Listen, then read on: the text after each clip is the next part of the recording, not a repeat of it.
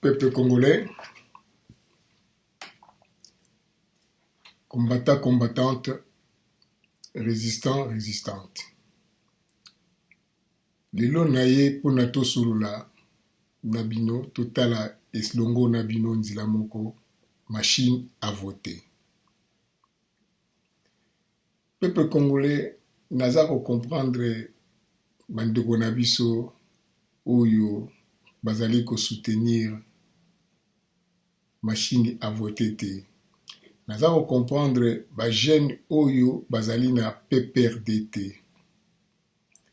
Po baza ko vivre ndenge moko na biso pasi oyo ezali ya mokolo na mokolo na kati ya Congo. Baza komona ndenge baninga baza komona pasi, ndenge baza koboma batu, ndenge baza kokanga ba innocent, baza ko vivre yango. Comment un jeune ya PPRD amona biloko baza kosala Frank Diongo asali nini? Jekoko asali nini?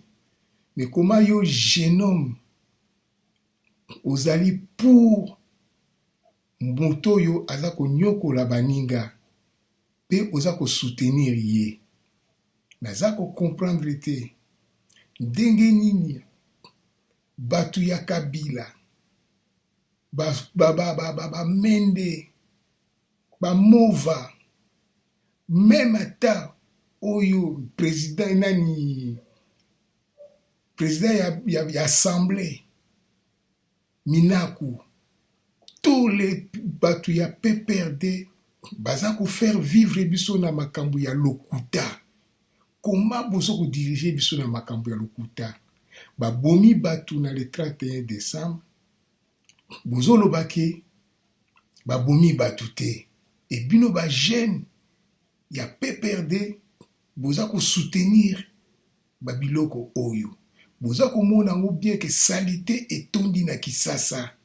Mais pour la bino etali bino te.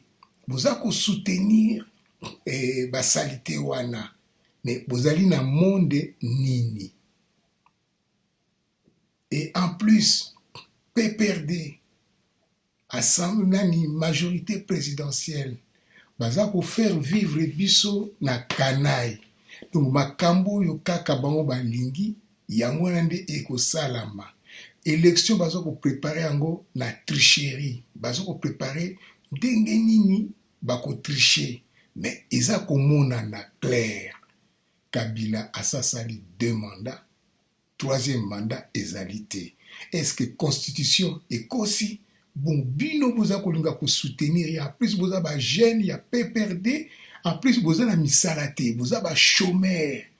Boza ko souffrir ndenge moko na baninga ba ko souffrir. Mbula soki beti bino pe boza ko mona pasi na ba maya mbula tout ça la ba niezo ko bima boza ko mona yango.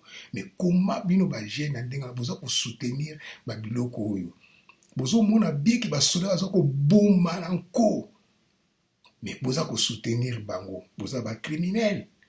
Yango lelo na ye potoloba makambo ya machine ya vote. Ya liboso nanga abimisi calendrier électoral avec des contraintes. Yami bale ba ko bimisa loi électorale avec des seuils de représentativité. Oyo ils ont cassé ba parti politique mususu, ou ils ont cassé ba indépendant, ou ils ont laxaké PPRD alingi aza la partie unique. Boye ko bimisa caution. Et enfin, machine à voter. Mais machine à voter oyo boza ko bimisa yango na mboka oyo courant ezali irrégulier. Courant ekatanaka eyaka na tango oyo elingi. Na bakati ya ba village courant ezali te. est-ce que machine oyo ekoki travailler na ba groupe électrogène na mboka oyo bakoko bamama mosusu baza na kati ya bavillage kuna nanu kutu ayebi komanipule meme kaka telefone portable te bongo ordinateur machine à voter akoutilize yango ndenge nini oyo nyonso tu ezali bamoyen nyonso tu baza koluka mpona kotriche kaka oyo ekozala faveur na bango et maintenant nakoexplike machine oyo a voter na ndenge ngai na comprendre yango. Je ne fais pas confiance aux machines à voter. N'importe qui ayant un accès bref au périphérique à n'importe quel moment avant une élection peut obtenir un contrôle complet et pratiquement indétectable des résultats de l'élection. Tout peut être manipulé. C'est bien plus difficile qu'avec des bulletins à papier.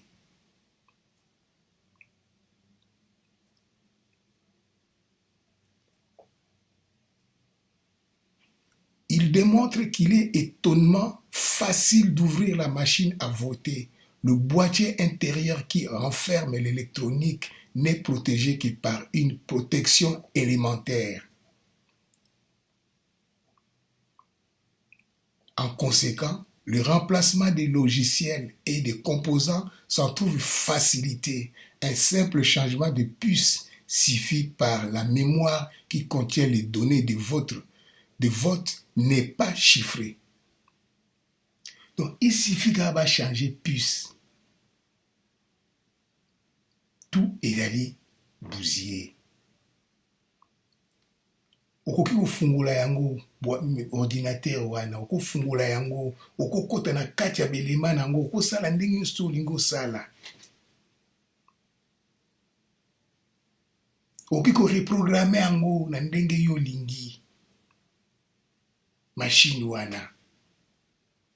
La machine à voter, c'est beaucoup plus compliqué et on peut trafiquer la matrice tout en mettant un doute sur la transparence des opérations. Les statistiques montrent que les machines à voter favorisent le vote blanc et que les files d'attente sont plus longs car il n'y a qu'un seul isoloir par bureau de vote.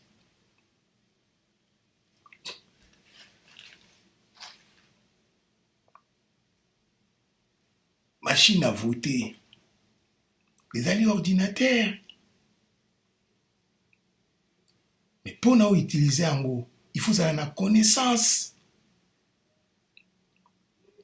Si vous avez la connaissance, vous pouvez utiliser en gros dengue. Il faut bien que vous à la kisayo.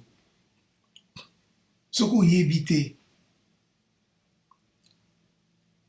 au lekaki, oyebite okobima sans osala quelque chose mais soko bengi mutu aya kolakisa yo ou oponi mutu wana kosala sikoyo na place na yo mais akotia oyo ya alingi soko yo lobi olingi otia Félix mutu wana ye aza mutu ya Kabila akotia Kabila ayebi soki oui esalami.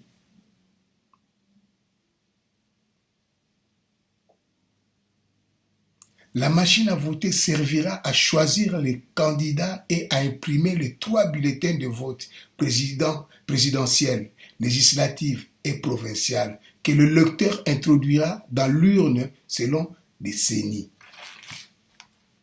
Mama oyo azali na kati ya mboka.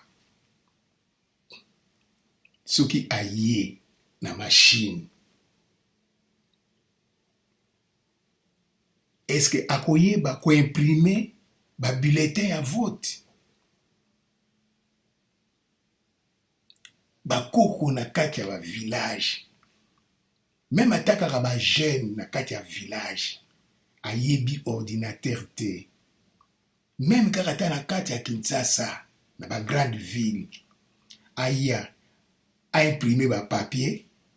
Il y a 3 élections où ekosalama législatives, présidentielle et provinciale à imprimer en haut et puis akende ko voter sikoyo nango atia on ba urne.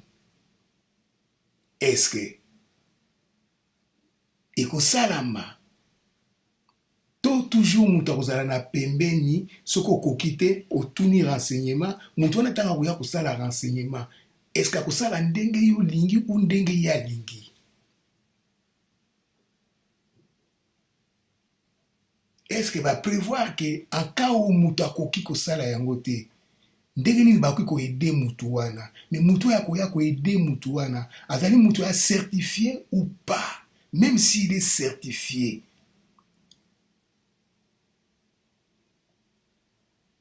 donc il n'y aura plus secret, il y a vote. Bandeko na ngai toboyi makama machine oyo mais nanga aza neti président akomi neti président de la république ye nde mutu aza kodécide donc biso nyonso tu il faut tosoumettre na ndenge ye alingi mais eza kolakisa nini esika wana?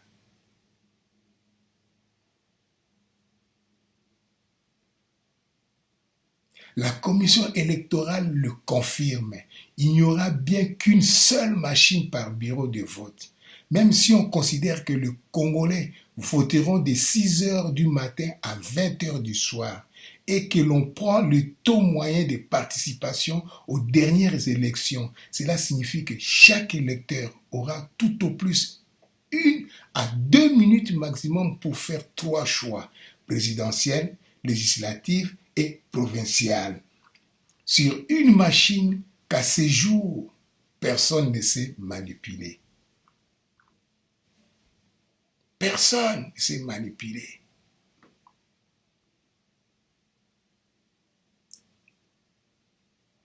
C'est pour ça qu'on commence la sensibilisation en janvier. Même si on commence la sensibilisation en janvier, c'est toute l'étendue du territoire. Congo eza munene. Congo eza munene.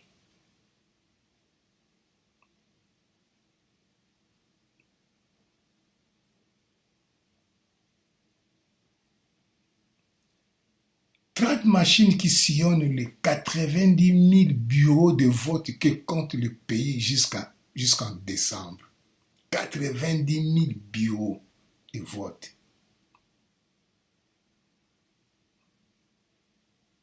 Mais pas d'isoloir prévu, avec le risque que les lecteurs fassent appel à un tiers pour l'aider. C'est le secret de vote qui est aujourd'hui menacé selon les experts nationaux comme étrangers. Vous avez besoin d'aide. Mais mutu anakoya koide.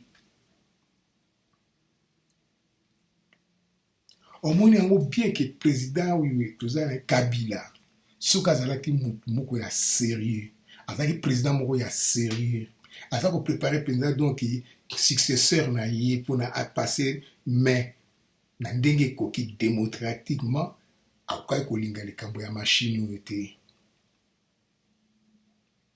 Pour machine ce que nous doit réussir il faut aller à la prochaine élection présidentielle ou législative ou quoi que ce soit. Mais pour la base un esprit à tricher, un esprit qui va réussir kuna bango yango moni sikoyo baza ko embrouiller sikoyo na machine à voter. Peuple congolais, tokomiti kaboyeti suka wapi, nanga a exagéré, nanga a communauté nzambe, donc nanga sananga donc Congo ezalité, ou nanga a okomana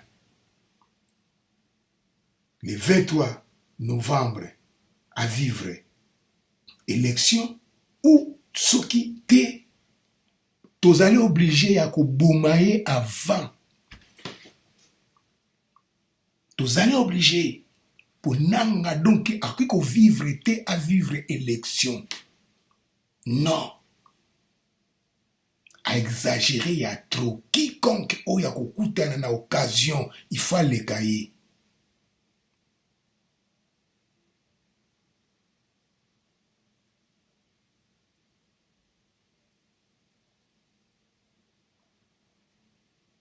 Les autorités affirment avoir recensé 43 millions de lecteurs, ce qui exige au moins 60 000 machines à répartir dans tous les bureaux de vote de la RDC, 2,3 millions de kilomètres carrés. Ce sera donc une machine à voter. Le budget prévu est de 158 millions pour 107 000 machines. Ces machines sont censées imprimer le bulletin de 3 élections prévues le 23 décembre 2018, compiler le résultat dans chaque bureau de vote. Le coût réel de vote électronique s'élève à 3 fois le prix de vote papier traditionnel. Le vote électronique est plus cher à l'investissement, mais aussi en frais d'utilisation. Système n'est pas équipé de preuves papier, donc en cas de doute, un recompte non électronique n'est pas possible car ne fournissant pas de traces papier. C'est là le problème que vous allez en C'est là le problème que vous allez. Donc, vous voyez, bien bandeko na ngai. Batu oyo bako voter na machine électronique ekozala batu oyo bakozala wana pona ko aider bakoko ba mama ba bana ba leki oyo bazo comprendre électronique te oyo ba utiliser yango te bango nde mutu babanda ko voter na place ya batu. Donc PPR dazo préparer batu spécialement oyo soko yebi ko voter te ya voter soko ta ko voter Alexis PPRD. Voilà tricherie ya liboso yango wana na machine électronique oyo soki bozo koyeba te. Tricherie ya liboso oyo baza ko préparer zali bato babana ko aider mutu oyo ayebi te. Po ba mama wana bayebi na ngota kotala bo a imprimer papier ayebi ko imprimer papier te. Alingi mutu oyo na législative, alingi mutu oyo na présidentielle.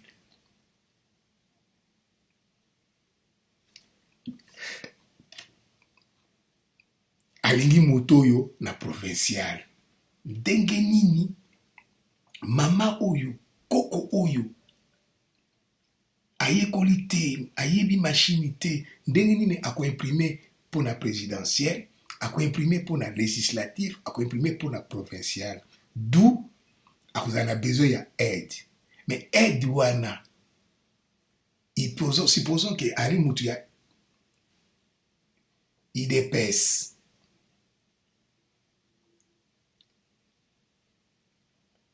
nani oyo akoyede ye ekozala mutu ya IDPS mutu akoya koyede ye ou mutu oyo bakozala spécialement wana pona aidaka batu. Alors mutu akoyedaka batu wana aza sermenté.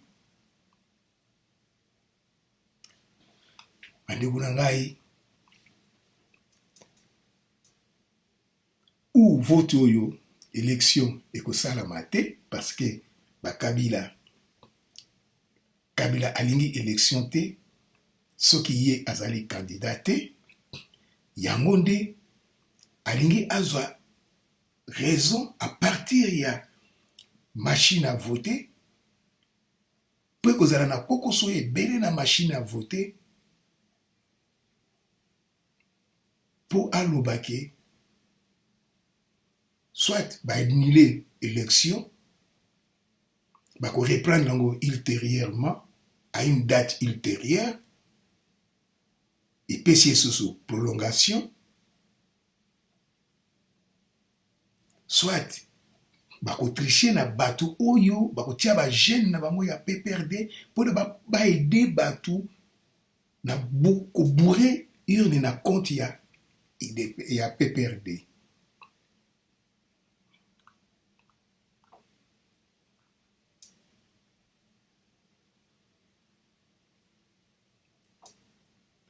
Le système ne permet pas non plus de garantir le secret des votes et les frais élevés de son développement ne sont pas justifiés en regard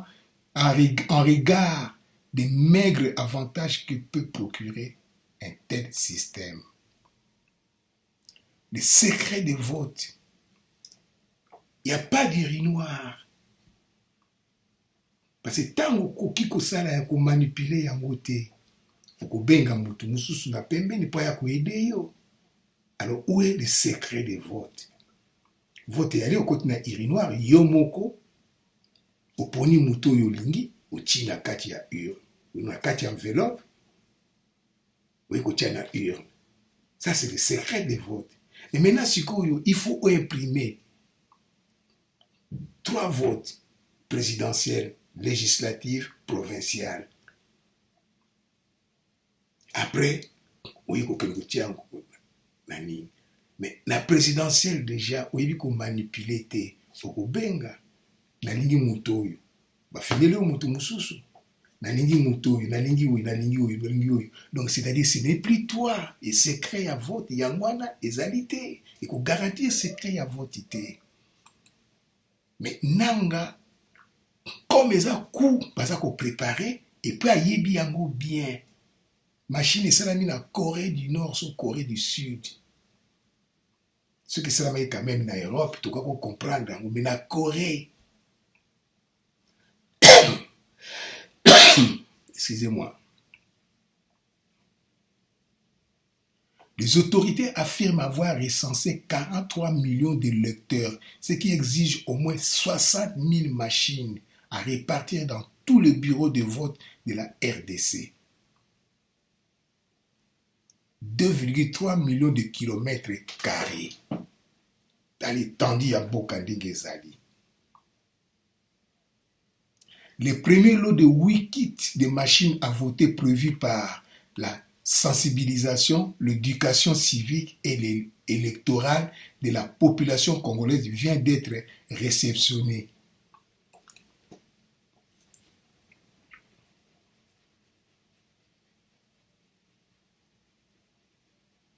Premier lot, 8.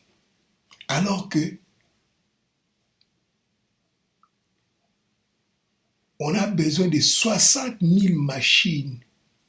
60 000 machines. Alors, oui, qui doit naître en janvier. Dans un pays où il y a la superficie de 2,3 millions de kilomètres carrés. 8 kits. Pour la sensibilisation, l'éducation civique.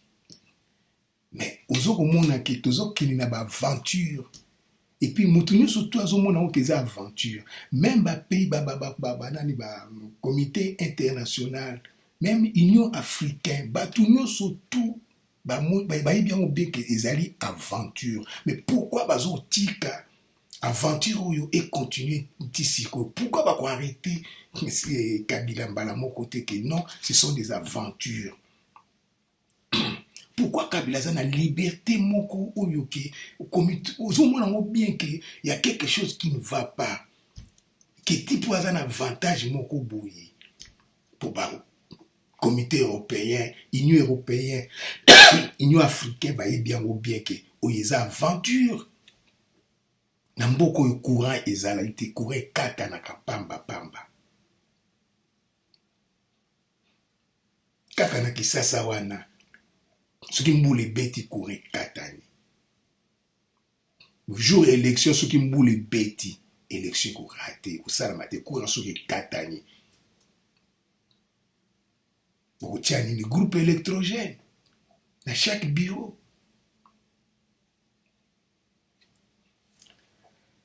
Mes chers compatriotes, combattants, combattantes et résistants, résistantes, il faut tout le gâteau salama kamususu na ndenge ekoki. Peuple congolais soki kaka tozaka na bobangi yango esika Kabila a vu avantage. Ce kaka troupe mezali boza 5 6 bazoya kopanza so bosakani babeti gaz lacrymogène ali tokimi ndenge tozokima bapolisier wana yango nde ezopesa bango mutu makasi. Peuple congolais bozala sikoyo na ndenge ke kozila te lere ya manifestation il faut sikoyo kobomaka bango na mokolo na mokolo.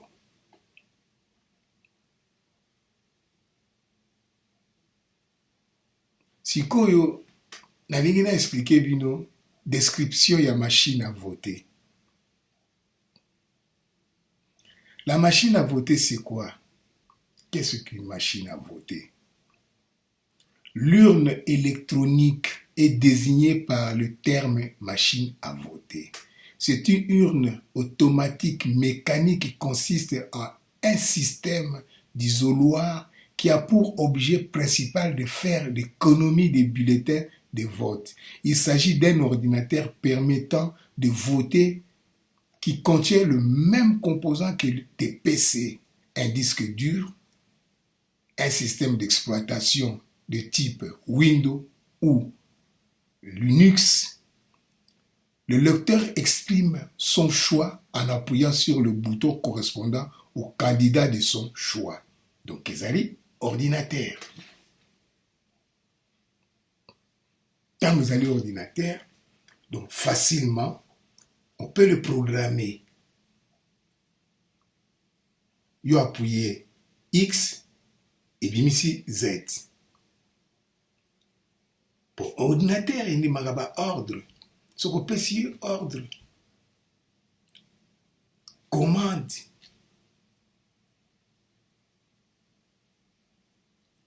Au final, homme, il y a une femme. Parce que ils allaient programmer un bouton ya homme et une femme.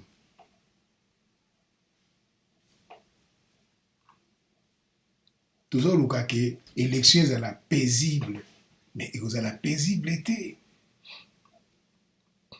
Rien que machine yo eye ko bebisa makambo nyonso tout. Rien que machine. Et nanga za ko insister na machine soki machine te élection ezalité mais ndeko na bandeko na ngai soki botali kaka ndenge wana moto yo akomema biso na libulu moko ya kosakana te il faut kaka alongwa il faut effacer ye il faut koboma ye il faut koboma ye soki te tokokoka te epai basoda baboma biso po bango siko bazokonte na esika wana soki bomeki bakobimisa basoda bakobimisa bamercenaire bamercenaire ntango bakoya bazwi mbongo na bango bakosala mosala oyo batindi bango donc bananga wana tu baza bacomplice baza bassassin. Mais il faut tout qu'on changer l'esprit na biso.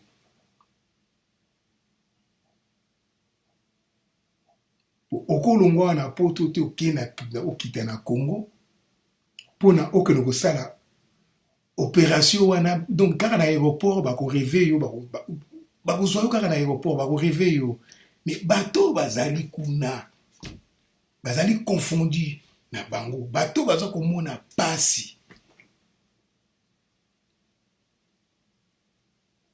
Baza ko boma bino butu moi bino bozo ko boma te bozo mona ngo teke boza ko community bantaba pourtant tozolo babo komona zoba mususu akoya ko loba ke bino boza ko loba kaka bo kende kuna mais biso to kende kuna pourquoi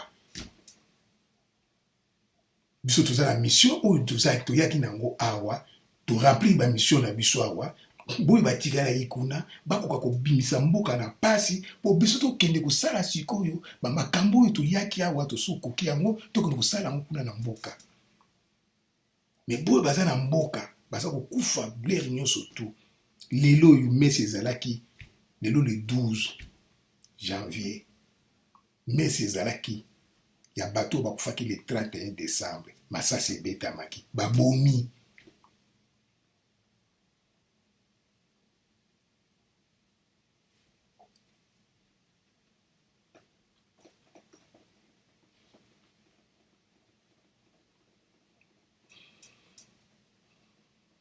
L'urne électronique est un lecteur de cartes doté d'un récipient pour conserver les cartes magnétiques après lecture. Un isoloir est un dispositif physique placé dans un bureau de vote chargé de dissimuler le choix de ceux qui participent à un vote secret. Mais là, avec machine à voter, dans le pays développé, dans le pays net en Europe, c'est facile, tout le monde a ça qu'on utilise ordinateur. Mais dans le pays le Congo, ok, na fond fin, ya Mbandaka, na Bazaïr, na Souka Penda Zamba ya Bazaïr. Maman a dit pour le bonjour te. À mon ordinateur te. Combien de temps on relaxe pour comprendre l'ango? Voilà ndenge vous préparez tricherie nabino. Voilà pourquoi vous avez insisté na machine à voter. Pour na vous trichez penza donc na ndenge koki. Bato bako aider bato. Bango nde mutu bako sala élection. Et bato ngo bako sala bato nini.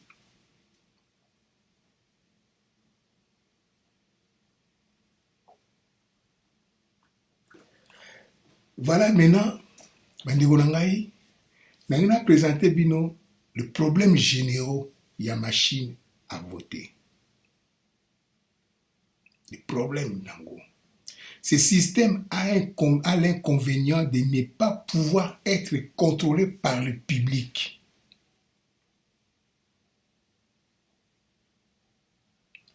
La fraude devient plus difficile à détecter et à prouver et par conséquent probable.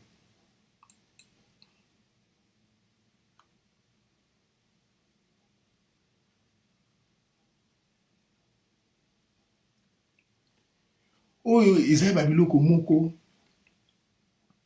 soki totelemeli yango te moyen to protéger ba paysan na biso ezali te. Ba parti politique ya Congo bazoloba ke ba parti politique ezali te affaibli, mais non, ba parti politique eza affaibli te. Kabila a menacé bango na trop, akangi bango, Frank Dionga aza wapi. Aza na ba soda, aza na ba policier. Mutu lokwa Tshisekedi Félix soka agangi trop bakokanga ye, so bakangi ye akosala nini?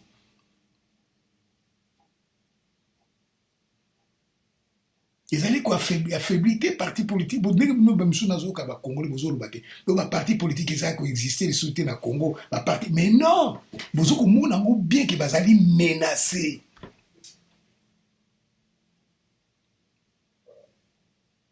Alors tant bozoloba que il y a plus de partis politiques na Congo et parce que Mosengo abimi donc ba parti politique bani ba diembela sima ya catholique, mais non wana bozoko pesa Kabila puissance que oyo azana ngote balongola ba policier balongola ba soldat tout batia bango na pembeni. Kabila tikala ye moko, Peperda tikala ye moko, IDPS tikala ye moko, UNICEF tikala ye moko. Est-ce que Kabila akokoka ce qui ba policier ba sali rôle pendant na bango ya policier d'état. Ba militaire ba sali rôle na bango ya ko défendre nation, pays. Batika ba politicien na ba politicien na problème na bango. Est-ce que Kabila akokoka? Yango place nazo mona ba ki bololé na biso ba congolais yango ane siki eza ko monana. Premier problème oyo ezali na machine wana, possibilité de bourrage électronique d'urne. Bourrage.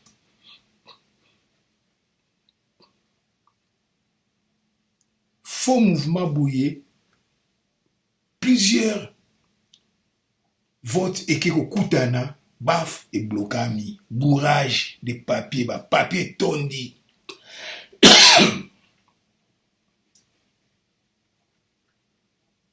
Possibilité de bourrage électronique dur.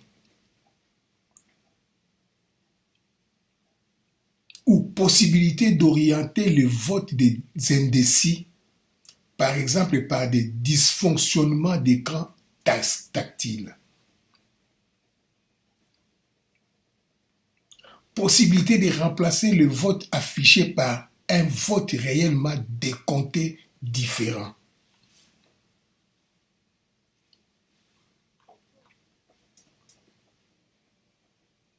Impossibilité de recomptage indépendant en cas de contestation pour certaines machines seulement, pas pour les machines à voter à vérification indépendante. Est-ce que machine wana eyena kisasa? Ils ont une machine à voter à vérification indépendante.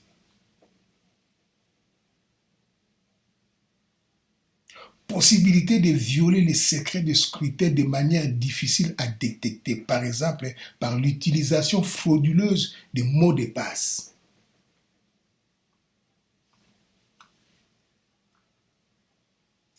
La validité et la véracité des votes électroniques ne sont vérifiables que par les entreprises fabriquant ou certifiant ces machines ou par les autorités de contrôle. Lorsqu'elle existe, éviction du contrôle par le public. La machine à voter a beaucoup plus de chances de tomber en panne que l'urne, dispositif infiniment plus simple. Et en cas de panne, par exemple, parce qu'il y a 60 000 machines, une machine par bureau de vote. Il n'y a pas de machine de réserve.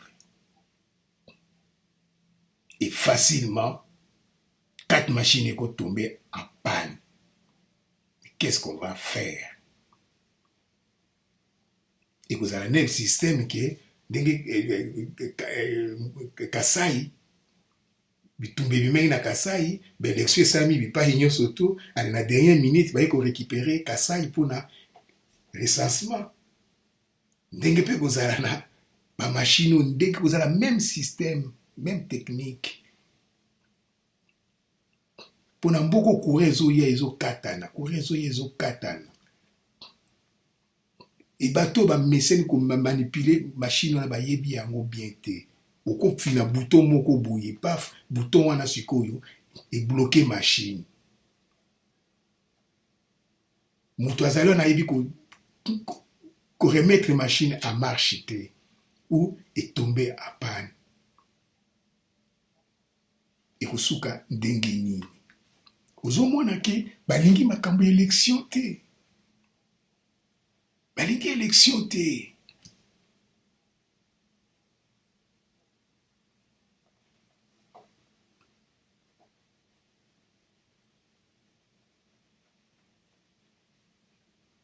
Puisqu'il y a un logiciel dans la machine à voter, ce logiciel peut être buggé, même sans intention de fraude. Ah oui, vous buguez. Il y a un logiciel. Il y a un logiciel.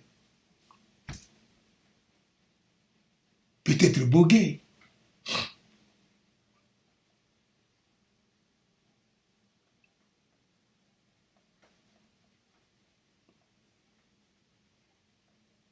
Le vote par Internet permet une cyberattaque.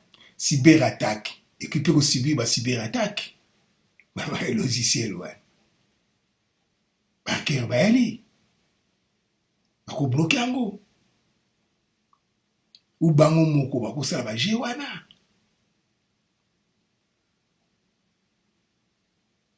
Voilà. Qu'est-ce qui peut arriver na machine wana? Problèmes généraux.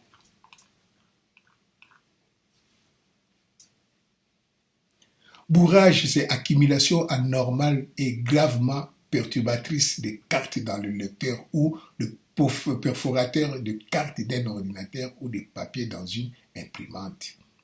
Un décès qui n'est pas décidé, résolu ou décisif, qui n'a pas reçu ou n'apporte pas de solution. Dysfonctionnement, fonctionnement perturbé d'un organe, d'une glande, etc. Mauvais fonctionnement d'un système socio-économique, par exemple. Éviction, ensemble d'effets négatifs qu'occasionne l'accumulation des émissions d'empreintes publiques sur le marché financier en réduction ou en empêchant l'accès à cette machine des empreintes privées. Autrement que machine wana, baza na besoin d'élection te. Et tokosuka nango ndenge nini.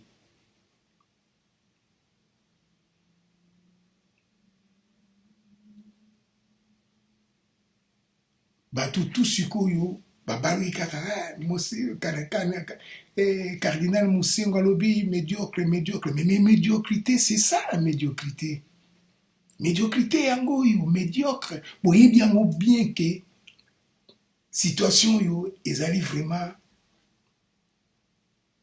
périleuse pour na mboka na biso, dangereuse pour na mboka na biso, mais boza ko bolingi bosala kaka yango, mais ezali mawa mingi. Et Kabila écoute etali ete seni moto a décidé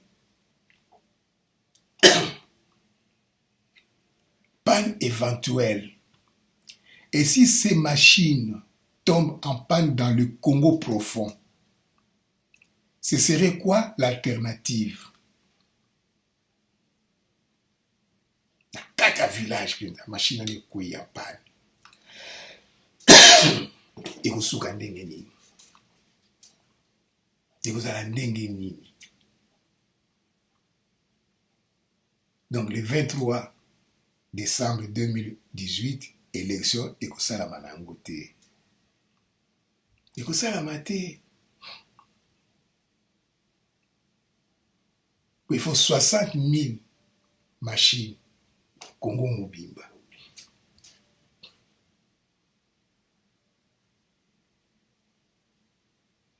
Et il y aura combien de formateurs? Nambandaka, et vous allez la machine et vous allez wapi. Pour tout Équateur, ils ont monnaie. Dans chaque coin Équateur, dans chaque bureau, il faut connaisseur, il faut technicien, que ceux qui tombent panne, technicien. Donc, technicien, il faut pas payer. Bizarre, hein?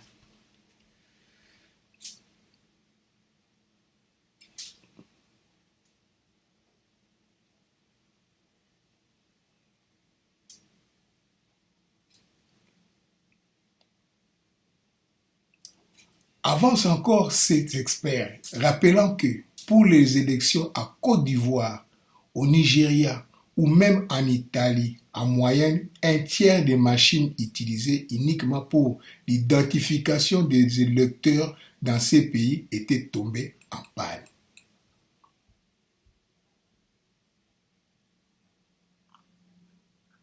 Alors que dans le Congo,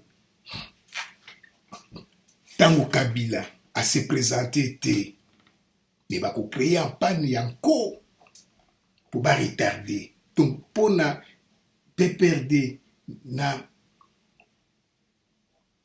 bakabili pour na bango sans Kabila élection présidentielle et que ça la maté. Il faut qu'Akaba créer incidence moko pour na élection ça la maté. Le moyen pour créer incidence on a vraiment ezali nini machine électronique.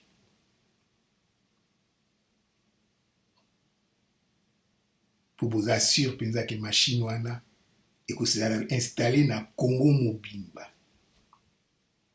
Et la bamboka oyo par exemple babitumba ezali epai barebele bazali basoda bazokoka komate barebele wana te soki boke boinstale yango bakoya kotumba yango so batumbi sikoyo babiro wana machine wana batumbi yango sikoyo ekosuka wapi. Il faut prévoir tout.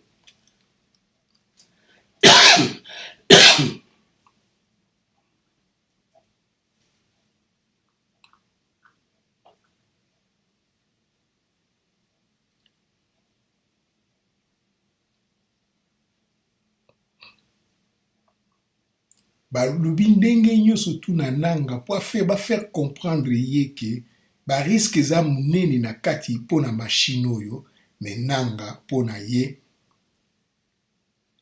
ou machine électronique soki bolingi élection esalama machine électronique soki machine électronique te élection ezali te bandeko na ngai sikoyo nanga azali nani. La commission électorale balaie l'argument du revers de la main, assurant qu'un stock de machines sera propositionné pour remplacer au pied levé ces machines dans le bureau le plus reculé le jour de vote. De toute façon, sans machine à voter, pas d'élection en 2018. Conclut la CENI.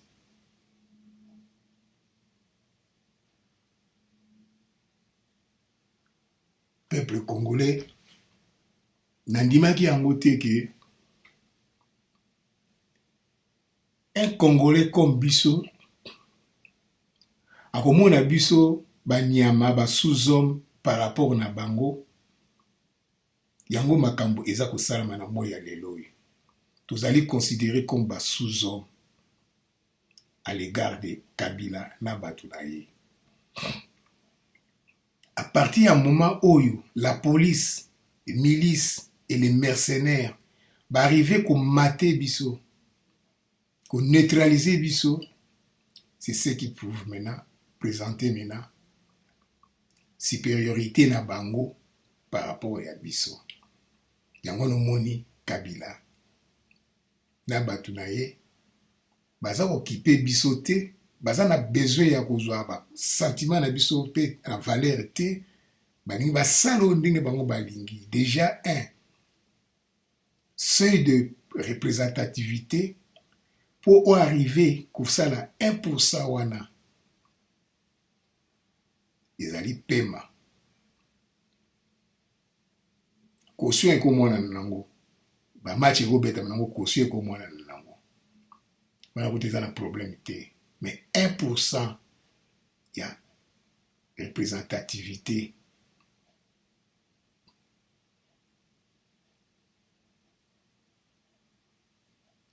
Donc, il y a des problèmes. Ou vous se réunir surtout autour il y a PPRD comme une partie unique. Ou vous avez binonyo surtout. Mais PPRD a kozanga te parce que ba mutu bana manette.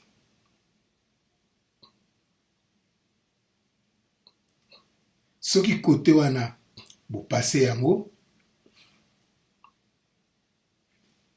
machine à voter et ko bloquer bino surtout.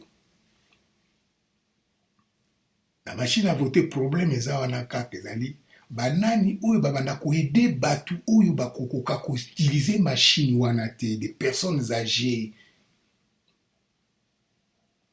na Congo ba l'alphabet bazali combien de pourcentage ya taux d'alphabet eleki koleka ke boyo ya ba intellectuel.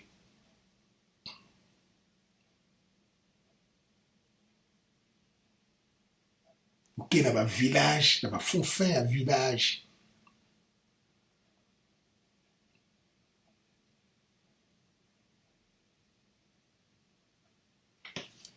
bandeko na ngai tozali na problème na mboka na biso ezali très très grave soki to réagir te Kabila alingi amema biso na ndenge mosusu. Soki basango baintervenaka te na moi ya lelo ndenge tozwa koloba, bazalaki prêt ya kochange constitution. Mpona bango basi bamataki les partis d'opposition, Félix bana tout ça là basa bafinaki bango. Basango mutu baye kopesa élan. Mais alors peuple congolais tango basango bapesi élan.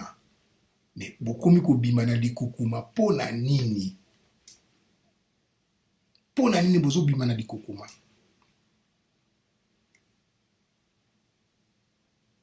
Ti Kabila bakoya ko ridiculiser basango pona bango donc basango etali bango te. Cardinal Musengo ndenge azali wana bakoti sikoyo étude ezali ya Cardinal Musengo ndenge nini bako éliminer ye po bakoluka tous les moyens ba poisonner ye po komona kaka peta musu sango kaka pona siko na yebisi non sérieusement siko yo étude ezali ya ndenge nini bako ko éliminer Musengo. Mais bato bazo sala calcul na kaka bandeko na biso ba congolais mawa mingi.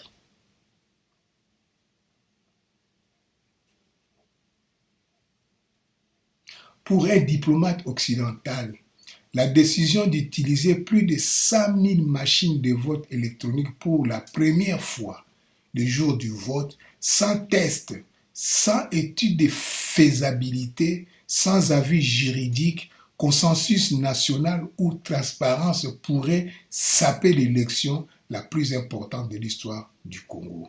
Il a raison. Il a raison. Mais c'est ce qu'eux veulent, c'est ça.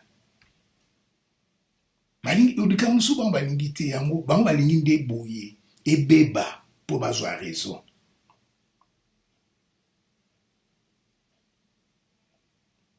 Ebeba po na bazwa raison. Donc po na bango ezali avantage. Bazo diriger biso na défi.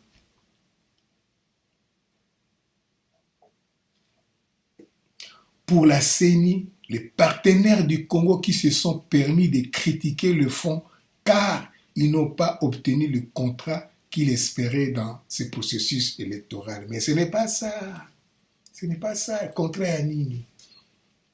Yonde mutu, oyokani na ba coréen pour na ozwa d'intérêt nous eza na kati ya machine wana. Ba pourcentage na eza na kati ya machine mais nanga. Je vous assure que oko vivre te, oko lia mbongo wana te, oko lia ngote, mkolo yalika okota kaka na kote pa ibuye, toko décider yo, toko zila yo décision mkolo mususu. Moni bokomi ko pousser batu na makambo e bakana kite bakusala suko biloko bakana yi kusala te. Bokomi ko koma na point wana. Mais toko décider kaka silencieux.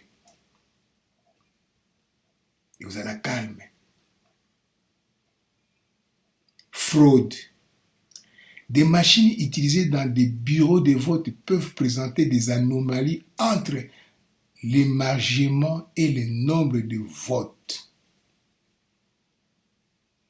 Différence, anomalie, émargement et le nombre de votes. Cette différence serait plus due au manque de pratique qu'à une faute véritable ne peut fausser le scrutin. Un candidat présenté ne peut se maintenir au second tour pour moins d'une voix alors que des écarts significatifs figuraient entre le nombre d'émargements et le nombre de voix enregistrées par la machine. Ça, c'est émargement et le nombre de votes. Émargement, feuille d'émargement, feuille sur laquelle on appose sa signature pour indiquer qu'on a reçu son traitement, un paiement, etc. Apposition d'une note, d'une signature en marge d'un document, d'un état de paiement, résultat de cette action selon l'aménagement des sommes touchées par vous. vous eussiez été débiteur pour avoir trop perçu. Donc, signature. Les nombres de votes. Les votants sont tous ceux qui se déplacent pour aller voter. Les inscrits moins les abstentionnistes. Le nombre de suffrages exprimés correspond au nombre de votants, déduction faite du nombre de votes non comptabilisés dans le résultat. Le vote blanc est nul.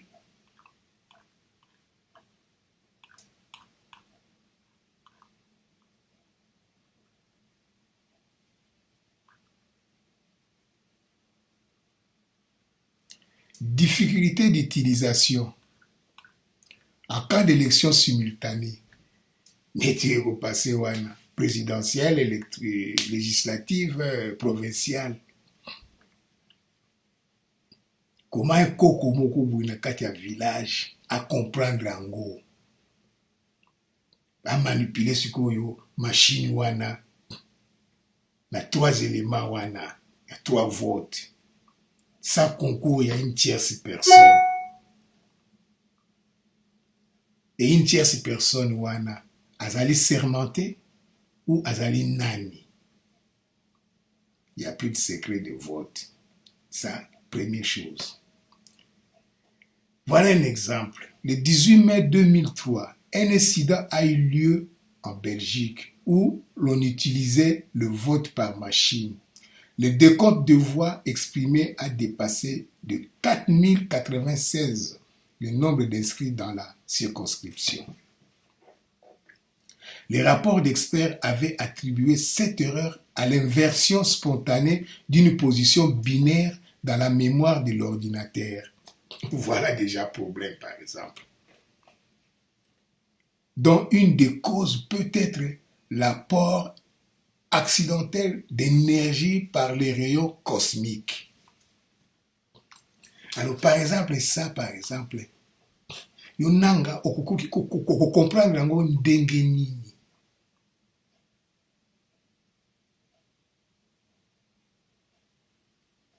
Comprendre yango ndenge nini déjà. Ça, c'est un cas. Isalami na Belgique.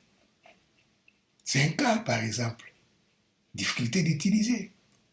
Effet des allégations de piratage de la compagnie présidentielle américaine sur les élections législatives de 2017, suite aux allégations de piratage par la Russie, dont aurait été victime la candidate Hillary Clinton en octobre 2016. Le gouvernement néerlandais renonce en janvier 2017 à utiliser le moindre logiciel pour aider à compter les voix, les machines à voter étant toujours soumises au moratoire de 2017. Fraude de Montpellier. Violation des secrets de vote par manœuvre frauduleuse. Au niveau du vote électronique, la fraude a été facilitée par l'absence de sécurisation du scrutin. Un numéro de lecteur, un identifiant et la date de naissance étaient suffisants, facilement récupérables. Les kits de vote étaient dans le boîte aux lettres et les dates de naissance ont été récupérées par un faux institut de sondage. L'enquête a révélé que 21 votes frauduleux ont été enregistrés le seul 6 décembre 2010 sur une seule adresse IPI. Adresse IP.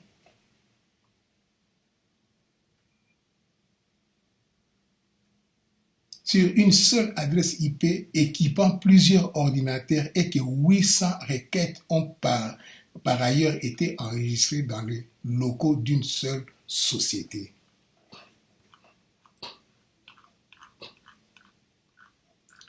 Ce qui vraiment Kabila alingi élection salama na ndenge ekokeli machine ya vote oyo eza na ntina moko te ekoya kobimisa mobulu su mobulu ya makasi. Mais comme bango baza na basoda, baza na bapolisier, baza na bamercenaire, bazokonte nde na bango, yango donc sikoyo bakosala babiloko oyo ya mobulu mpona bato wana bakoya kokotela bango yango na kosutuna bapolisier na biso basoda na biso estce bazocomprendre te ke nzela bazokende ezali nzela moko ya mabe bazocomprendre yango te ke baabandone population na essor na bango bazocomprendre yango te e bapolisier boza mal payé basoda boza mal payé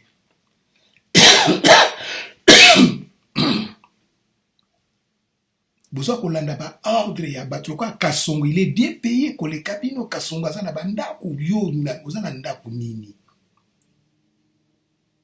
il est temps que bapolisier na biso na basoda bacomprendre bamona lokola moto lokola mosengo soki asiliki soki alobi ke afingi donc vous comprenez monseigneur cardinal après utiliser le terme à utiliser c'est qu'il y a un mal quelque part peuple congolais na banda vous comprenez machine oyo belema na tesi na kati bato bayebi informatique baocomprendre yango bakoka koexplike baninga oyo bayebi yango te tozokende sikoyo na nzela moko na élection moko ya mayuya peuple congolais tosambela kaka nzambe apesa biso nguya ya koresiste eloko tokosenga sikoyo de résistance